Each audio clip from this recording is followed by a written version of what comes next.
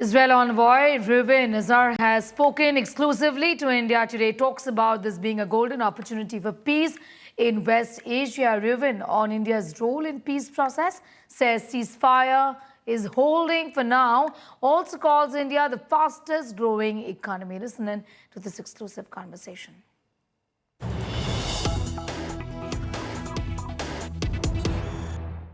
So what role can countries like India play in, one, ensuring peace remains in that area, two, rebuilding Gaza, and that cooperation with Israel continues or intensifies? Well, first of all, nobody's going to reconstruct Gaza if Hamas stays in power.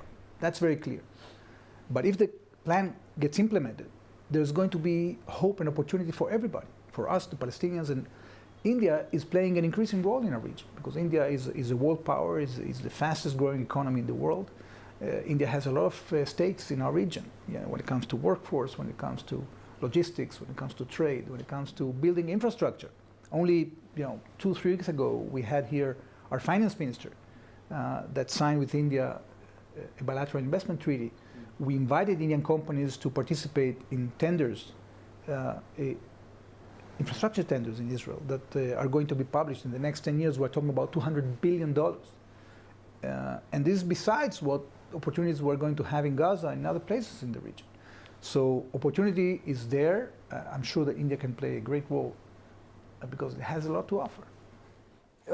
When it comes to manpower in Israel, what kind of manpower is Israel looking at in terms of skilled workers, semi-skilled workers? What kind of role are you looking at, and is India making inroads in that direction? What are your expectations of India? What we've seen in the last year, Gaurav, is that from the classical jobs that the Indians were having that were mainly in healthcare and unskilled, we are moving to the skilled labor and to the high-skilled labor. We have recruited very high-skilled labor in the construction sector from India, about 20,000, in addition to the 20,000 we had before. And this will only grow because the economy in Israel, that has been growing throughout the war, will grow even faster. Now, our economy is doing very well, and there is going to be a lot of demand for manpower, so I'm sure this trend will continue. From theory to practice, how much of that practice do you see on ground right now from the Gaza Strip? There were images of Hamas and weapons. Are those morphed images? What does the Israeli intelligence indicate? Are Hamas back in control of some areas with weapons, like you said, executing some people? Some of, I'm told, hardcore people who were accused of murder charges and terrorism have also been released. Does this indicate that this opportunity could be used, like in the past by Hamas, to regroup, rearm, and relaunch attacks on Israel? Well, we have to be very vigilant, Gaurav, to see that this doesn't happen. There is some rivalry between Hamas clans and other clans, like the Dugumsh clan, that many of their members were killed by Hamas. There is infighting at this point because Hamas want to reassert power. Suddenly, after they've been hiding behind civilians without uniforms, Hamas is wearing uniforms. This is the only army in the world that doesn't wear uniforms during fighting, and only during times of ceasefire they wear uniforms. This is very cynical, it's very problematic, and it doesn't give a lot of promise that they will go through and they will implement what is written in the plan, something that they have adopted. So that's why I'm saying that we need a lot of diplomatic pressure from the part of the Arab and Muslim countries on Hamas. Because if they don't do that, then the implementation will stop. Then Israel will have to resort to unilateral action. We hope to be able to prevent that from happening.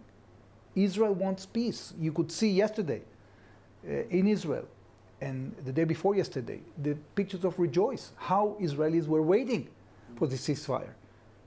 It's very difficult to understand, Gaurav, how much Israelis have been giving in this war, how much they were sacrificing.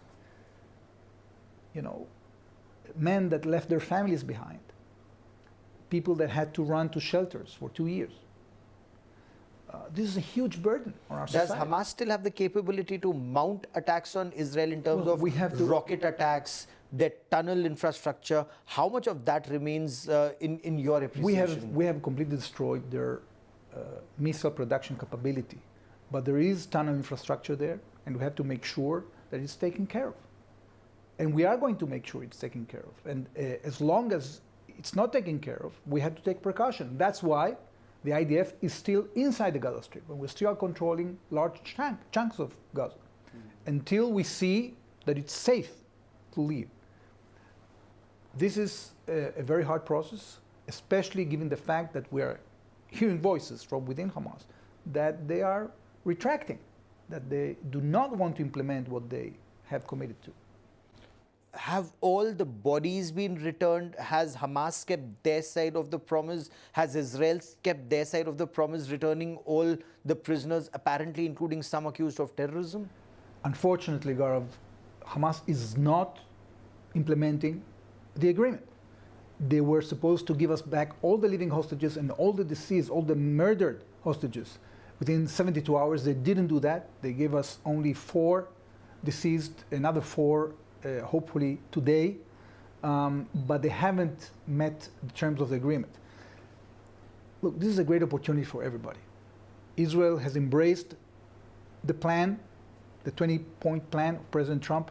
The world has embraced it. Hamas has agreed to it. It means that there is a path for peace, Gaurav. But in order for that path to be implemented, the sides have to keep to the path. They have to commit to implement. This is the great danger. We need international pressure put on Hamas so they implement the plan that the world and the sides have adopted. So has Hamas agreed to disarm, and how will Israel ensure that Hamas does not remain in power in Gaza, or is that not a condition for Israel anymore? No, of course it's a condition. It's part of the 20-point plan. Hamas has agreed to one thing in Sharm el-Sheikh, but now some leaders are distancing themselves from that. They are killing their own people. They are saying that they are going to stay in power. So yeah, if we do not pressure them, this opportunity can be lost. We have to be very adamant, very focused on implementing the plan.